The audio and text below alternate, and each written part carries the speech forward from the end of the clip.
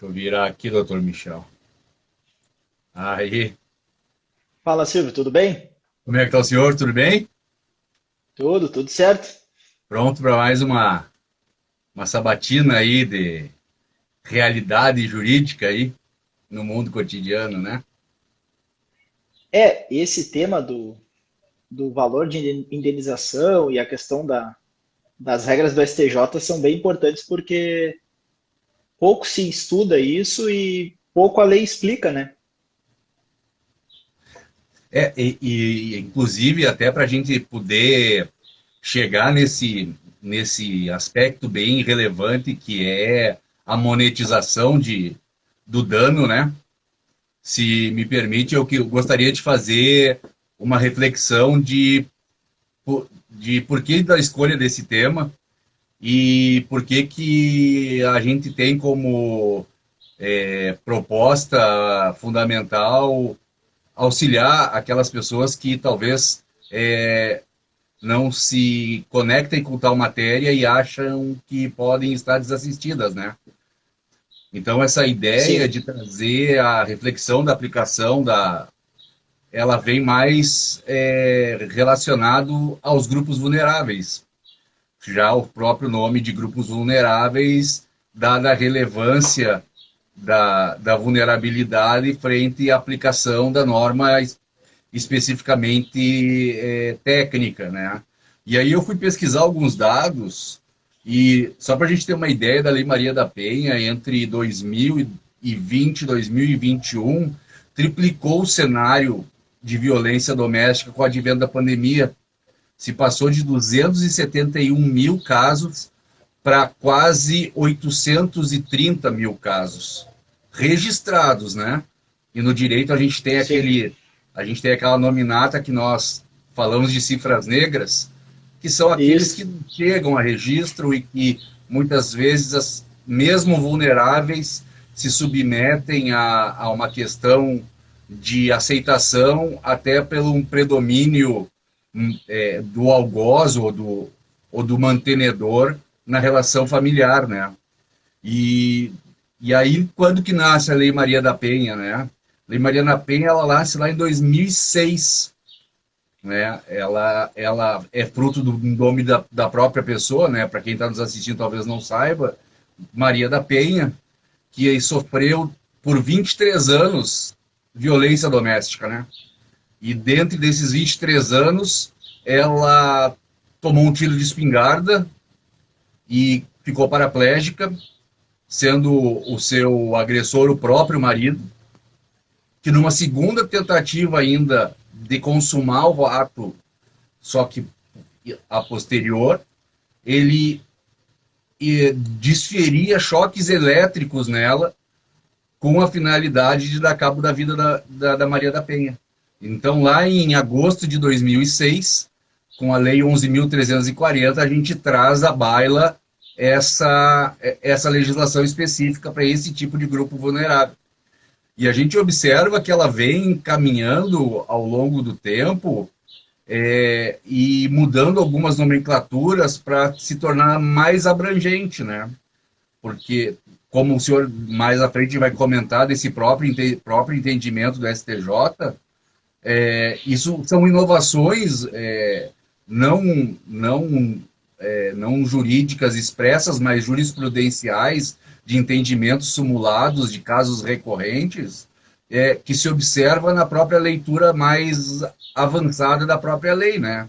Que ela tem por objetivo coibir e prevenir a violência doméstica familiar contra a mulher. Isso era o que estava escrito no parágrafo primeiro da própria lei.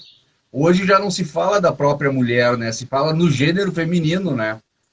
Porque se observa que o avanço, lá a gente já está falando aí de quase mais de 20, quase 20 anos, é, e o aspecto familiar mudou muito, né? Então, aí eu queria compartilhar com o senhor aí, né, essa questão civil da indenização. Depois a gente volta para fazer um bate-bola do que caracteriza realmente uma violência doméstica, o que ensejaria pautar uma indenização, né? Então, fica à vontade, doutor Radamés, para contribuir aí com o nosso debate. Sim. O que que acontece, né, Silvio? Essa regra que a gente tem hoje, que o STJ estabeleceu, ela, em verdade, está interpretando um dispositivo da lei que está desde 84 no Código Penal, que é o inciso primeiro do artigo 91, que fala sobre tornar certa a obrigação de indenizar. Só que o que que acontece? A doutrina sempre discutiu muito o seguinte: quando ele fala tornar certa a obrigação, ele fala do quê? Só do que é o prejuízo material ou fala-se também em dano moral?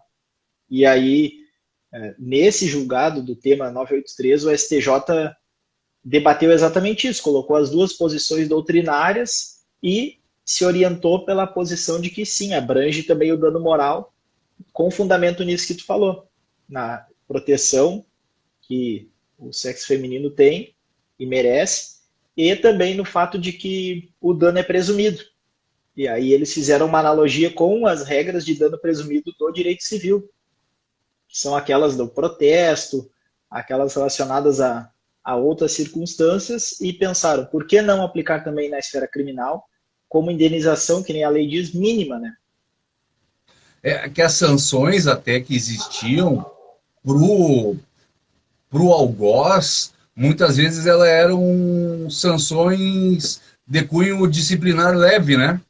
A gente falava da proibição de aproximação da ofendida, do contato, de frequentar determinados lugares, restrição de visitas aos filhos. Então ficava nessa esfera. E a gente sabe que, infelizmente, essa analogia cruzada, ela vem justamente porque o legislador e o próprio representante dessas mulheres que postularam esses entendimentos chegaram à conclusão que critérios meramente educativos não estavam suprindo efeitos. Claro que nós temos até o advento da prisão, né? Nós podemos extrapolar até uma prisão por descumprimento de medida protetiva. Mas veja bem, ela chega ao ponto de ser quase a última rácio dentro da lei Maria da Penha, o aspecto da prisão, porque tem que estar o algoz não satisfeito de já estar sofrendo uma sanção de afastamento, de não aproximação, ou até de cerceamento da visitação aos filhos, e daqui a pouco ser reiterada a denúncias, ocorrências policiais, dizendo que ele nem isso obedece. Talvez nessa lógica, em monetizando, crie, além da representação moral da não continuidade delitiva, mas um freio econômico, né? Porque acaba que a gente vive num país que muitas vezes o freio econômico ele é muito mais efetivo para um processo do que o próprio processo de encarceramento, né? Nesse aspecto aí eu vou lhe dizer que faz sentido essa ideia da questão monetária, e a gente vê isso como exemplo na ação civil pública, que o Ministério Público tem como ferramenta para sancionar, em regra, pessoas jurídicas, porque a gente vê que muitos casos eles entram com a demanda, pedem um valor extremamente elevado, conseguem cobrar e muitas vezes solucionam as questões. Isso na esfera trabalhista, essas empresas de telefonia, bancos em geral, a gente vê que é um instrumento muito eficaz. E no âmbito do direito individual, a gente tem essa possibilidade de buscar o valor mínimo na esfera criminal, o suplementar no cível, mas ainda com a necessidade de avançar na execução, né, Silvio? Que é hoje o gargalo do Poder Judiciário pelas dificuldades que existiam e estão diminuindo, né? Hoje a gente vê que o processo de execução ele está um pouco mais eficiente, mas ainda tem que mudar um pouco, acredito que nem tu mencionaste, não a lei, mas um pouco a interpretação e a cultura sobre a cobrança, que é a perfectibilização do direito, né? Exatamente. A reflexão, penso eu, sempre pautando um não enriquecimento que seria muitas vezes talvez interpretado por alguns magistrados que pudessem ler um valor que na subjetividade foi imposto, né?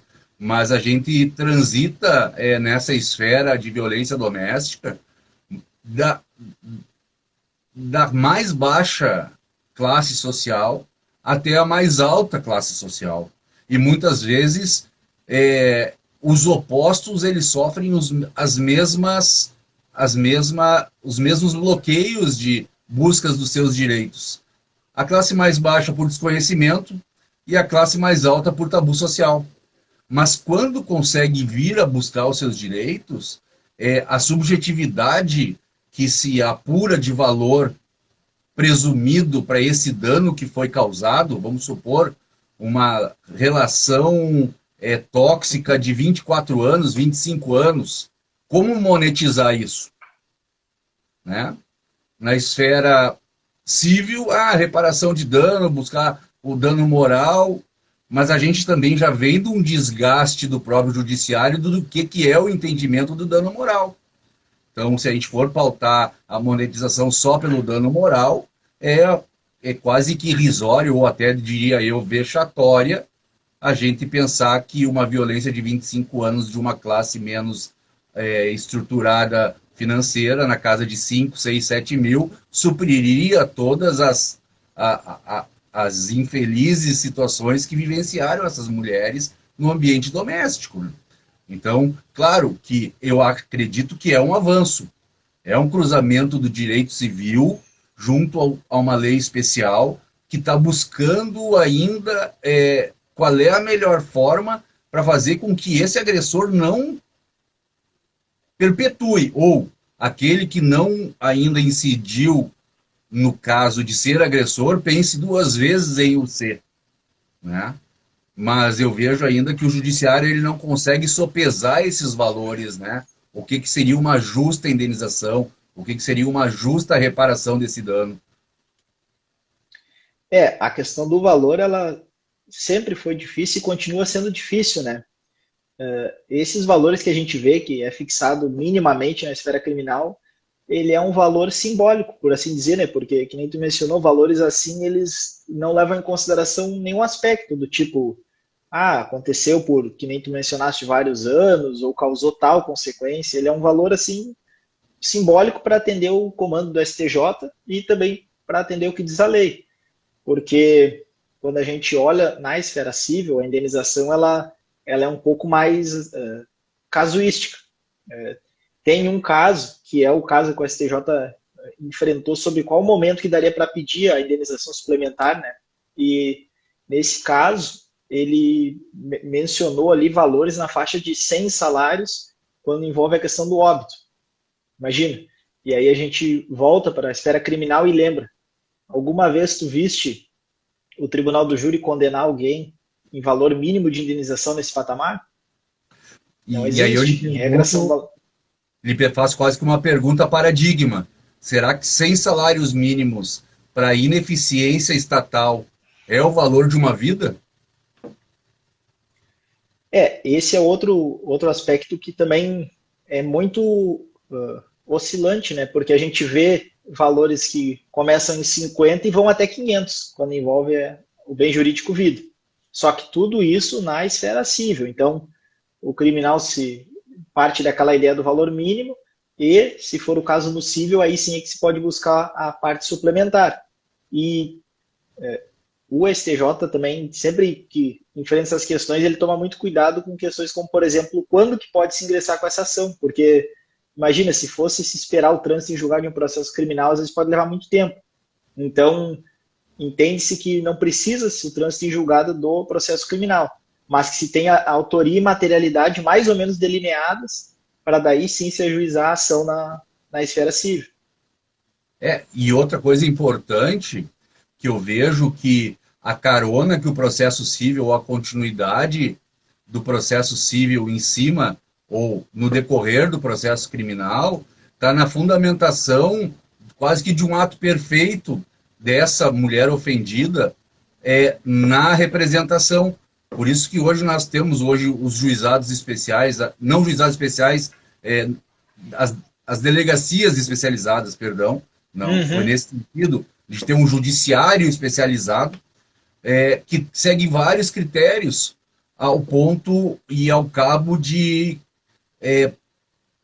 cercar essa mulher de um máximo de de proteção estatal, dá para se dizer assim, mesmo que hora passada tenha inferido a relação estatal como ainda caminhante a um modelo ideal, porque o judiciário realmente ele é ainda o entrave, mas nós já temos um avanço do entendimento do Ministério Público e das delegacias especializadas que fazem todo um processo, um procedimento que quando chegam a pedir uma medida protetiva de urgência, nós, dependendo do caso, a gente consegue ela em 12 horas. Sim, é Mas muito eficiente. muito eficiente. Mas aí é onde que eu bato? Eu sempre bato na questão que muitas vezes a pessoa que é vítima, ela não tem a clareza, ou talvez a sanidade, ou medo talvez, de pontuar exatamente como foram os fatos que levaram a fazer com que ela chegasse a uma delegacia de polícia especializada. E que, se não preenchidos esses requisitos, talvez seja indeferido o processo de medida protetiva, né? Então, quando a gente fala assim, o judiciário é precário, ele é precário quando nós, agentes do direito, né, não somos cautelosos na demonstração fática, muitas vezes, né? Eu tenho um caso recente de delegacia de polícia, em sede de delegacia de polícia especializada, que só o fato de eu estar junto com a cliente, e lhe digo, os policiais muito preparados, mas ali orientando ela qual era o melhor jeito de instrumentalizar aquilo para que a gente conseguisse em 12 horas, talvez até menos, foi conseguido, a medida protetiva de urgência. E isso inclui, tem arma de fogo, já é expedido restrição da arma de fogo, talvez um mandado de busca e apreensão desse instrumento, notificados os órgãos que são os reguladores. Então, o nosso papel, ele é importante porque para que quando o judiciário se depare ou se defronte, ele consiga tirar aquela venda e aplicar o direito não de forma não de forma talvez assim impositiva, mas de uma forma a levar a proteção. Eu questiono sempre muito a proteção à vida, porque para mim muitas vezes discutir civilmente uma indenização pós-morte perdeu o sentido. Claro, tem as pessoas que ficaram, mas se nós temos todo um caminho de amparo e de anteparo, por que a gente hoje, que nem nós estamos fazendo aqui, não conseguimos levar essas pessoas que busquem esse anteparo para que não se chegue ao finalmente do processo delitivo, né? Que muitas mulheres não sabem o que configura uma violência doméstica. Mas a gente está falando não só da violência física, mas da psicológica, da sexual, a patrimonial, cerceamento, quebra, destruição de bens patrimoniais, violência moral em todos os seus aspectos. Então, assim, são vários elementos que, numa régua gradual, podem levar esse desfecho de um tribunal do júri. Aí sim, vamos imputar valor cível a essa vida? Sim, mas essa vida já foi perdida. A indenização, infelizmente, ela tenta compensar, mas a gente sabe que não se perdeu. Recordo que quando esse tipo de situação começou a chegar no Poder Judiciário, muito se debateu a questão de essa questão não foi objeto de contraditório no processo criminal, então não tem como a gente falar de indenização alguma. E aí, até hoje a gente vê isso, mas e aí, quando chegou no STJ, eles viram que essa questão envolvendo a violência doméstica deveria ter essa peculiaridade, dano presumido. Mas aí eu te questiono, né, Silvio? Eu entendo que outras situações também deveriam ser um dano presumido. Por exemplo, vítima, criança, adolescente, idosos, entende? Claro, é um avanço que ainda não se chegou, mas que certamente, se for levado aos tribunais com mais intensidade, vai se concluir pela mesma lógica, porque são grupos vulneráveis, entende? Claro. Por exemplo, hoje nós temos o caso do Estatuto da Criança e do Adolescente. Delegacia especializada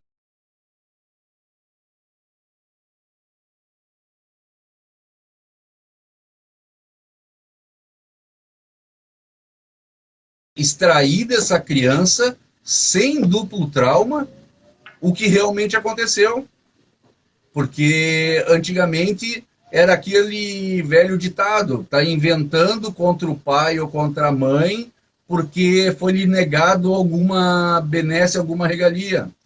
E hoje, essas delegacias que trabalham especificamente com os públicos de chamados grupos vulneráveis, elas foram desenvolvidas e treinadas para colher com maior efetividade e a extração da própria informação, né? Seja ela da criança, seja ela do idoso, seja ela do portador de deficiência física ou mental, enfim. Só que o papel nosso como advogado de estar junto com essas pessoas faz com que elas se sintam acolhidas, porque o processo de acolhimento é um processo que fortalece um pouco o ego e faz com que essas pessoas elas se sintam mais confortáveis a relatar o real dano que sofreram, né? E no aspecto prático a gente tem que estar muito atento ao seguinte, né? Eu já vi isso mais de uma vez, que às vezes, dependendo de onde tramita o processo, o Ministério Público não menciona nada sobre indenização. E aí, se, por exemplo, se chega a uma sentença e não se mencionou nada, a partir dali não se tira mais nada. E às vezes, Exato. pelo fato de demorar muito essa sentença, pode ser que a pessoa caia na questão da prescrição ou ainda na questão de não dar andamento a um processo, então tem que se ficar muito atento à questão da denúncia, eventual aditamento e o assistente de acusação, né? E hoje nós temos o benefício da notificação via WhatsApp, né?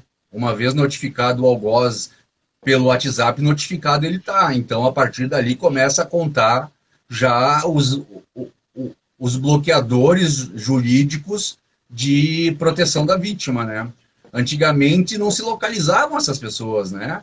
Eram eternos nômades e que o judiciário ficava amarrado por não cumprir um ato obrigatório, que era a cientificação daquele acusado do que estava sendo demandado contra ele. E hoje, com a presunção da veracidade da mulher ou do grupo vulnerável, agilizou com o uso da tecnologia a aplicação da própria garantia constitucional, que é a garantia à vida, né? Eu não vejo outra garantia frente aos grupos vulneráveis que não a garantia à vida, né? Porque se pegar, por exemplo, criança e adolescente vítima de abuso sexual, de violência sexual, a gente pode também questionar que vida é essa que vai se levar, né? Que tipo de vida vai se construir? Então, eu acho que, para mim, a frase paradigma dos grupos vulneráveis é sempre a prioridade da vida, seja a vida psíquica, seja a vida física, seja a vida orgânica social, né? Então, me conforta saber hoje que o judiciário está conseguindo fazer leituras através de provocações que entrelacem legislações, né? E a busca se tornou mais efetiva, né, Silvio? Porque eu me recordo que há muito tempo atrás, quando se precisava realizar uma determinada busca de ativos, por exemplo, dinheiro em banco, como que se fazia? Tinha que o oficial de justiça ir até o banco, levar a ordem e pedir um bloqueio. Hoje a gente sabe que a situação é instantânea, né? É isso aí. E isso envolve tudo: dinheiro, veículo, imóvel. Eventualmente, se tiver que realizar busca de bens, também é possível. Mas, E isso facilita porque, de certa forma, gera até aquela questão de um pouco inibir práticas sim, por saberem que pode acontecer as consequências, né? sim, concordo plenamente. Na realidade, até existe hoje um certo cuidado, né? Porque já fazendo quase 20 e poucos anos da lei, artifícios também foram criados para macular a imagem masculina. né? Nós temos hoje o advento, por exemplo, do beijo lascivo. O que é o beijo lascivo? Né? Na realidade é um beijo roubado, é um beijo que na noite frequentemente acontece. Mas aí se você pega o caso de uma pessoa que está com más intenções frente a alguém e busca postular a execução desse beijo lascivo, esse beijo roubado, eu também acho que é uma linha muito tênue. Que, claro, hoje, com os órgãos especializados, eles têm a capacidade completamente de saber até que ponto está sendo forjada aquela situação para macular a imagem de pessoas, ou aquilo ali tem um peso e um impacto muito grande na vida daquela pessoa que vai mudar o modo dela de se entender na sociedade. Mas essa análise a gente não fazia 10, 15 anos atrás, porque ela era pautada na violência quase que estritamente física, né? E foram se ampliando os leques da legislação que, para o homem, e aí para mim fica difícil também postular, que parece defesa em causa própria, mas o homem ele ficou com um inibidor social, porque na realidade qualquer coisa que se apresente em relação a homem e mulher, parece que a gente vai ter que contratar, estabelecer um instrumento de contrato que estabeleça ali quais as cláusulas vão pertencer a aquele tipo de relação. Porque daqui a pouco tem homens que já existem, né? Casos que a gente observa de colegas ou de outras situações que são utilizados, por exemplo, a relação de estupro de casado. O casal está se divorciando, não efetivou o divórcio, aí tem aquele affair, daquele affair ali tem uma noite de reconciliação, mas dessa noite de reconciliação tem um objetivo maior. E esse objetivo maior qual que é? Macular o processo de divórcio, macular o homem na relação processual. E aí se faz coleta de material, existe o material, existe materialidade, tem o fato típico, e aí se imputa até então a um marido um caso de estupro de casado, né? Relação de casado. Ah, não, eu não queria e me forçou, tá dado, tá caracterizado. Então, até que ponto, né? E tu sabe que nesse aspecto aí, a própria lei civil estabelece algumas regras relacionadas à culpa, que ainda não saíram do Código Civil e que afetam, por exemplo, a questão da pensão. Muita gente, às vezes, não leva isso em consideração, porque não são todos os casos que se discute isso, mas nesse teu exemplo, existindo culpa, ela poderia ser um escudo para uma pessoa dizer que a outra não poderia cobrar, entendeu? Exato. E é uma coisa que ainda está na lei, né? Mas aí entra a sua lógica de trazer esse julgado do STJ, que mostra que já existe uma intenção do entrelaçamento de matérias afins, mesmo que não comunicantes diretamente, mas que uma seria o sopesamento da balança jurídica frente à realidade fática, não deixando só a caráter criminal, penal, e talvez não só deixando a uma esfera de reparação civil, fazendo o entrelaçamento e a busca de como se fosse um emaranhado de normas jurídicas que deixassem esse ato o mais perfeito possível para contemplar as partes, né?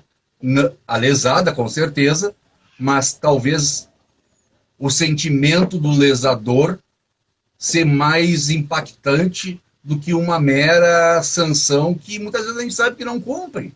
Ah, distanciamento de 500 metros, ninguém anda com fita métrica no bolso, né? Até eu sigo várias pessoas da polícia, e aí uma delas diz, olha, não tem fita métrica, beleza, mas se tu tem medida protetiva e tu tá vendo a outra pessoa, faz o seguinte, vira pro outro lado e corre, sai de perto, sabe? Mas acaba sendo engraçado, mas ao mesmo tempo é o que paira, porque como que se estabelece, né? Qual que é a justa medida para esse descumprimento de ordem judicial? A pessoa mora a 2 quadras uma da outra. Vamos forçar essa pessoa, então, que é o agressor, a mudar de moradia porque ela está a menos de 300 metros, que seria o limitador 500. Então, ela está descumprindo dioturnamente a própria norma. E o que que acontece, né? Às vezes tem regras que elas são boas, mas quando elas vão para o caso concreto, elas não ficam bem, né? Esses Não. dias eu falei com uma colega e ela me relatou o seguinte: houve uma espécie de separação e o imóvel parecia que era bem particular do homem, ou seja, era anterior ao relacionamento, e a moça fez o registro, pediu a medida, e o que que aconteceu? Ele sai e ela fica. E o imóvel, que em tese é só dele, acaba que, em razão da circunstância, fica de posse dela. Claro, a gente até entende que tem que ter a proteção e faz todo sentido proteger a mulher nesse caso, mas ela mitiga o que a gente É, tem no Código Civil acerca do que é o bem particular, entendeu? exatamente. Ela extrapola, né, o direito da manutenção do bem particular, né? E ainda eu vou mais longe. E se esse divorciando ou divorciado já produziu os meios necessários para que ela ocupe outra localidade que fora da casa do divorciando, não existe no meu entendimento ou justificativa que dê a manutenção dela no lar que dela não é. Né? E a gente pega decisões judiciais que não, enquanto não se comprovar, não existe, é leitura processual, está dado o instrumento de compra e venda, está ali a entrega das chaves, então o meio de moradia dela está garantido e muitas vezes ela utiliza desse mecanismo de leitura precária, aplicação precária da norma, para fazer como se fosse um revanchismo frente ao relacionamento extinto. E aí na minha opinião, é um dos gargalos que a lei da própria Maria da Penha coloca, né? Que na realidade, bem-estar do menor, tudo certo, mas quando começa a dar uma superproteção, extrapolando a lógica e o bom senso, me parece que já não está se fazendo o que postularia o bom senso. Eu já nem uso mais a palavra justiça, né? Porque a palavra justiça, de justiça não tem nada, né? Mas que se utilizasse o bom senso para determinar até que ponto que se fica, né? Uma vez adquirido um imóvel de transferência, cessa-se o direito da permanência do imóvel que era do cônjuge 100% adquirido antes do casamento, né? O que que acontece, né? Tem regras que são muito boas, mas quando elas tentam encaixar no sistema, elas não funcionam. E aí surgem essas distorções, né? Porque esse exemplo aí eu já vi mais de uma vez, e eu vi recentemente uma outra situação em que existia copropriedade. No caso, eram Sim. casados, era um bem comum, e a parte masculina quis sair, quis extinguir o condomínio e quis cobrar aluguel da outra parte, dizendo: se eu tenho metade, você tem que me pagar metade de um aluguel. E o judiciário disse: entendo que existe a copropriedade, entendo que existe a fixação de aluguel de uma parte em detrimento da outra, mas nesse caso, em razão da medida protetiva, não se aplica a regra. Se fosse ao contrário, certamente o aluguel seria concedido. Se o Em homem qualquer ficasse outro caso, se o homem em ficasse qualquer na outro caso, é, porque na realidade para o homem basta não, para o homem resta, né? Resta as normas estabelecidas na lei 2848, que é lesão corporal, ameaça. Ele não tem nenhuma lei especial que faça com que a gravosidade, mesmo que num aspecto subjetivo de comparação, equiparasse. Por quê? Porque se trata esse aspecto como grupo vulnerável sendo a mulher. Mas quando rompe a vulnerabilidade, aí já me parece que é uma questão de entendimento jurídico do próprio julgador de exacerbar aquela superproteção do manto do Estado, quando não existe mais razão dessa proteção. Eu tenho um caso presente que estão todos os requisitos atendidos, mas a manutenção da mulher ainda continua no imóvel adquirido antes do relacionamento e ainda pior, por indenização trabalhista. Então, não teria mecanismo nenhum de dizer, eu contribuí para tanto. Não. E os meios foram dados. Está comprado, está lá. Mas não foi registrado no registro de imóveis. Tudo bem, mas vamos supor, se o contrato diz lá no acordo de divórcio, homologado e tudo, que um dos requisitos é a compra de um imóvel para liberação da mulher, para ela ter onde residir.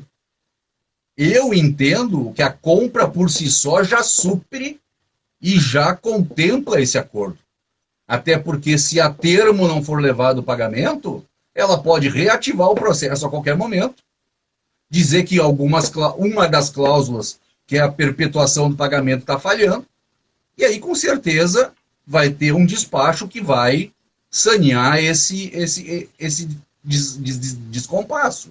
Mas dizer que pelo fato de não estar registrado no cartório, no registro de imóveis, um contrato de compra e venda com mais de 50% pago, me parece uma super proteção sem base e sem lastro jurídico nenhum.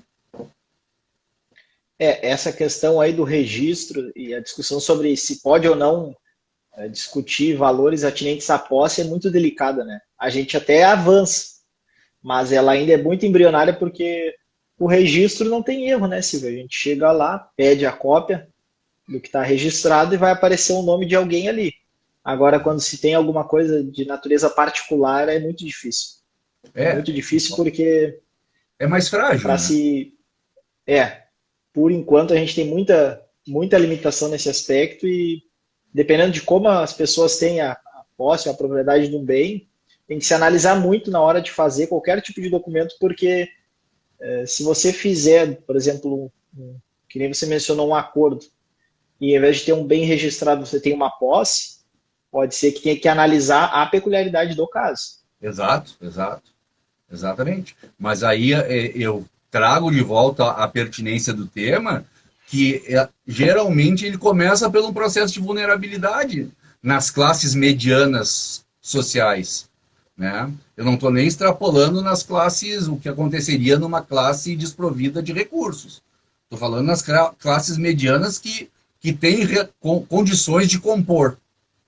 Mas estender esse manto da superproteção aonde não carece mais, aí eu acho que já é o Estado indo contra aquilo que o próprio no Código de Processo estabeleceu, que é a celeridade. Se está demonstrado a boa-fé contratual, a boa-fé executória dos atos, não tem por que o juízo entender que tem que perpetuar essa discussão. Então, que se pause ali, se estabeleça. Bom, frente à nova demanda, se reativa, se busca novamente o judiciário para uma coisa pontual. Mas esse supermanto que se estende entre as classes condicionadas ou com uma certa condição de compor, não vejo nas classes menos favorecidas. Por exemplo, o homem tem que sair do lar e ela aceita que ela vai ficar mesmo sem ele como provedor. E quem é que garante que na madrugada ele não volta e mata ela? Ninguém. Então, o que serve para um tipo de classe social, numa linha de vulnerabilidade, talvez para o mais vulnerável, o Estado não tem a mesma preocupação ou o mesmo zelo. Tem os processos de abrigagem, tem o lastro gigante, mas não abarca todo mundo. A gente está falando em triplicação de número de casos de Maria da Penha em 2 anos. Então, imagina esse número de pessoas sendo abarcadas pelo Estado. Por analogia, seria criar uma malha, que nem a gente tem a nossa malha carcerária, que já só existe pro forma, porque ela não tem caráter mais de recondução nenhum. Do mesmo jeito que, se a gente fosse atender essa triplicação, a gente teria que optar em qual classe realmente atuar. porque o Estado não teria perna nem condição de dar o suporte que a própria lei estabelece para absolutamente todas as classes. E tirando um pouco desse espectro e levando mais para a questão inicial, se eu te fazer uma provocação, tu acha que essa questão do valor mínimo na esfera criminal, ela necessitaria, por exemplo, de comprovar documentalmente que se existe no civil, por exemplo, é um veículo, eu preciso da nota de compra, o contrato, alguma coisa assim, ou tu acha que poderia se discutir a coisa de forma mais genérica, estabelecendo um valor mínimo? Por exemplo, era um carro, por exemplo, de uma determinada marca, um valor médio de 40. Então eu posso lá, a título de mínimo, estabelecer 10, por exemplo? O que tu acha? Olha, e nessa sua provocação, ela me causa um questionamento, que a subjetividade ela pode levar ao prejuízo de quem foi lesado. Então eu acredito que alguns parâmetros poderiam ser utilizados como balizadores mínimos. Se a gente fala de um bem móvel, nós temos tabelas que regulam isso. Então que se utilizasse padrões já estabelecidos como elementos mínimos de padrão de indenização. Por exemplo, um celular hoje talvez valha mais do que um carro de 20 anos. E acredito que muitas dessas pessoas têm esse celular que vale mais do que um carro com 20, 25 anos, e aí mensurar num carro 3 mil reais, não, mas o aspecto do celular, porque era um celular, então eu vou mensurar em 500 reais. A gente também começa a ter sobre a responsabilidade da aplicação dessa indenização, a responsabilidade ou o dever de reparar um dano que suporte o bem lesado, né? Mas na provocação, eu acho que a comprovação caberia pela inversão, entende? Eu sempre buscaria, numa lógica, até pela lesão ter sido exercida de forma a prejudicar um constituído dentro de um grupo vulnerável, até como agravante. Então eu não teria por que pensar em suprimir valores. Claro, eu não posso pensar também que alguém que não tenha o valor de imputar, porque aí eu estaria também dando um tiro no pé, estipulando um valor, sabendo que não seria cumprido. Mas analisado caso a caso, e dentro do caso concreto, vendo e tendo a percepção do que é o padrão médio, estabelecer pelo padrão médio o padrão de reparação. O STJ, num dos julgados que ele fala sobre valor mínimo, ele criou uma espécie de, entre aspas, precedente, mas que é muito casuístico, porque faz menção ao magistrado entender no caso concreto, que se sentindo confortável pode fixar um dano diante das peculiaridades, ou seja, criou alguma coisa muito difícil de o juiz fixar em cada caso uma situação, né? E a gente também entende que na esfera civil a gente tem muito mais presente a questão do contraditório propriamente dito, porque a gente sabe que no âmbito criminal, em muitos casos a palavra da vítima vai ter uma força inimaginável, Sim. né? Que Sim. é diferente na esfera civil, né?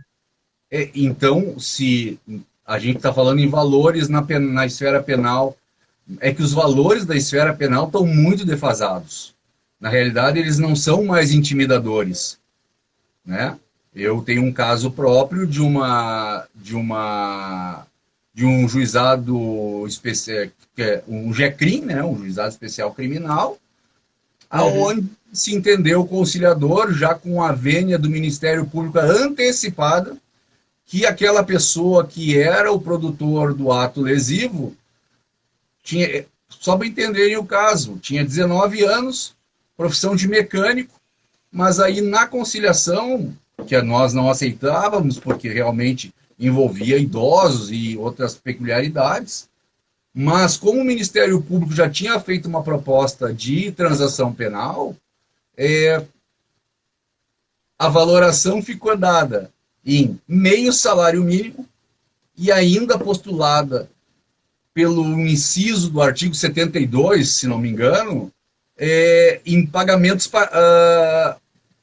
parcelados. Aí eu lhe pergunto, salário mínimo, 1.200, meio salário mínimo, 600, parcelado em 6 vezes de 100. Qual é o critério educativo ou monetário que... Mas isso, desculpa te atrapalhar, isso a título de dano moral? Não, só a título de transação penal mesmo. Foi uma Porque no conciliação. juizado eu já notei. Não, Porque pode no continuar. juizado eu já notei. Porque no juizado eu já notei que não se aplica essa compreensão do dano moral. Principalmente, claro, na sentença, se for resolver o mérito, em princípio vai se aplicar a mesma lógica. Mas nos institutos despenalizadores eu já notei que não prospera. Aplica. Eu já. Porque aí se faz menção a mais ou menos aquela discussão inicial, que fala o código, reparar a obrigação. Logo, não se entende dentro do conceito de obrigação o dano moral. Aí veja bem, no caso concreto, 19 anos com proibição de mecânico, alegando não ter renda para cumprir com a transação penal proposta já de antemão, não a posterior, já estava a transação penal já lá dada, valor mínimo de salário mínimo, parará. Aí o advogado dele, da outra parte, alegou, então, não condições, já reduziu pela metade, que nem conforme o inciso segundo, talvez o 72, e ainda pedindo cancelamento que foi homologado. Aí eu lhe pergunto, será que uma vassoura na mão de um jovem de 19 anos não é mais educativo do que 6 parcelas de R$100? Sem a título de transação? Sem dúvida.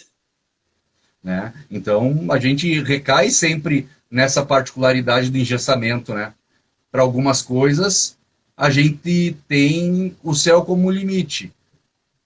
E aí eu uso mais ousar dentro do direito civil. E no direito penal, que a gente teria que criar institutos de coerçores, mas não arrebatadores, mas que colocasse ou viabilizasse a chancela da preocupação de como cumprir tal instituto. Não existe. Se não for caso de reclusão, se não for caso as pessoas elas ousam a querer desafiar porque sabem que a impunidade está dada. E 6 vezes de R$100 é corroborar um critério de impunidade. Ínfimo, né? Ínfimo, sem dúvida. Sem dúvida. Bate boca, brigamos, acabamos discutindo com o conciliador, manifestando, mas não adiantava o Ministério Público. Sim. Pela uma continuidade. É o titular, né? É o titular. Então acabou ficando assim. Idosos com coabitação condominial e dentro disso uma sanção de 6 vezes em R$100. Aí eu tenho do outro lado uma pessoa que tem a casa comprada anterior a um casamento, o casamento é desfeito, a pessoa, a ex-cônjuge permanece na casa, onde já existe um contrato e um apartamento entregue, e o juízo não entende que se está dado o ato da contemplação do acordo firmado. Né? Então, a lei especial ela é muito legal, só que quando ela começa a esticar só para um lado, e aí eu digo para um lado da sociedade e não abranger todo mundo, ela também começa a ser injusta, né? Porque infelizmente esse tipo de conversa que a gente está tendo aqui não vai chegar na Dona Maria que mora lá no final da vila, sei lá o quê. Não vai. E ela talvez, quando chamar uma viatura da polícia, não vai ser nem dado o direito do termo circunstanciado, porque se ela não sabe que existe, e talvez ali pelo um processo de prevaricação, vamos supor assim, seja omitido dela esse direito, ela não vai saber nem que ela foi lesada no direito de poder ter registrado. Aí vai ser dito, procure uma delegacia de polícia. E sabe se lá a Dona Maria tem dinheiro para pegar o ônibus ou consegue caminhar com as pernas já do jeito que sei lá como podem estar, até uma delegacia. Ah, não, mas Porto Alegre é especializada, então tem que fazer ela sair lá da Restinga e ir na especializada porque a distrital não quer registrar.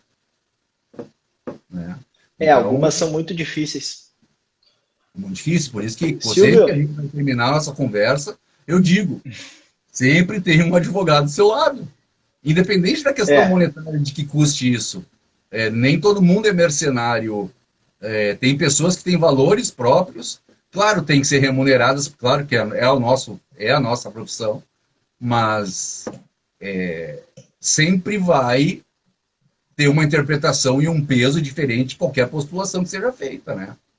Doutor sim. Radamés, eu vou pedir extrema desculpa para o senhor e para quem está nos assistindo. Eu tenho uma viagem que foi marcada de última hora para resolver um problema fora de Porto Alegre. Agradeço a disponibilidade de conseguir ter antecipado esse nosso bate-papo semanal aqui, quinzenal. Tranquilo? E vamos tocar em frente esse nosso projeto de levar o mais longe que a gente consiga informações pertinentes que o cotidiano apresenta para as mais diversas classes e para as mais diversas pessoas. Eu que te agradeço a participação aí. E agora a obrigação do próximo tema é contigo. E aí a gente se fala numa próxima. Tá bem, então. Lhe agradeço. Obrigado mais uma vez. Obrigado a todo mundo que nos assistiu também.